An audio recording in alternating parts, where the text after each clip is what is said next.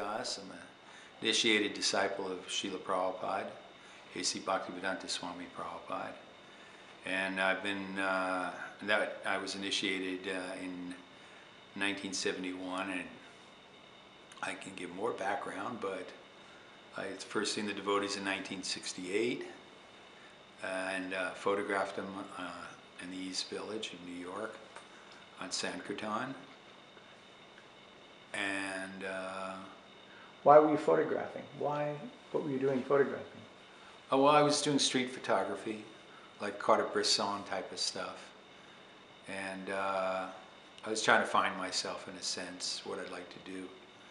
And somebody had lent me a camera, and then my uncle had given me another camera. And then I was getting into it more and more, and then I bought a better camera. And I was doing a lot of street photography. And the East Village was kind of happening in those days. It was kind of hippie central. And you had everything. You had different ethnic groups living there. And I happened to photograph the devotees on Sankirtan. But then I didn't connect with them for another couple of years. I'd read an article in the New York Post about the marriage of Nanda Kishore and Janavi. And it seemed quite nice, but it didn't make a deep impression until after I had my out-of-body experience, and then I began my search.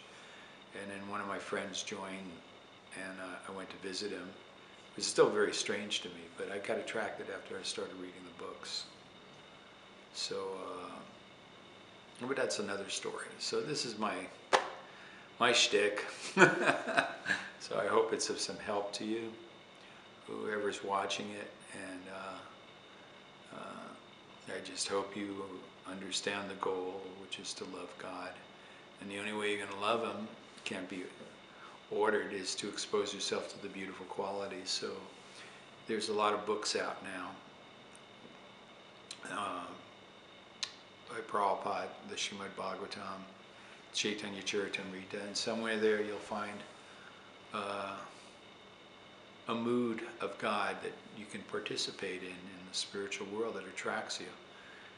You find some devotees serving God in a particular mood, and it's like if you have two tuning forks, and if you hit one tuning fork and the other is the same, you're getting close to each other without touching, the other one will start vibrating. So when you find that archetype devotee that causes that vibration in you, then you tune in more and more to how you're going to serve God, your mood of service to God. Right now, it may evolve deeper, but my mood is friendship. So comes natural,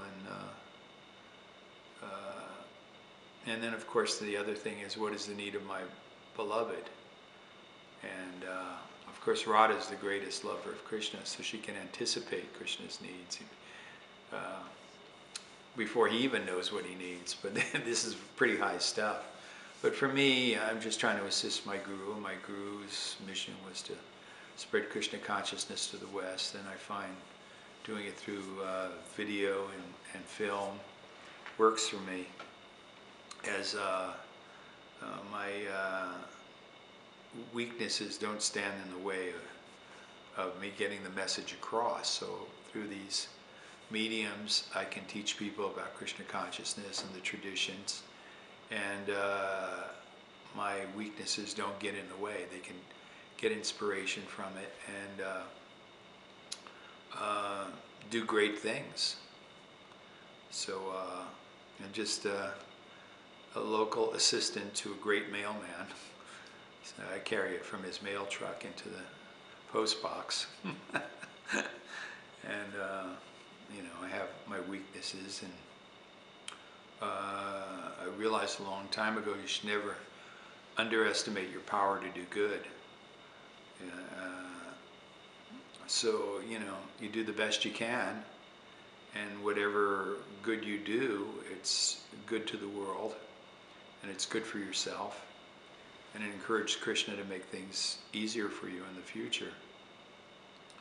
You can't become discouraged and think, oh, I'm not good enough, and therefore I should quit, but you know, you got to keep on trucking. That's the way love is. Sometimes you fail and sometimes you succeed. Krishna consciousness is moment to moment. And sometimes you're Krishna conscious in one moment and you're suckered by Maya the next. And then you always have the next moment to be Krishna conscious again.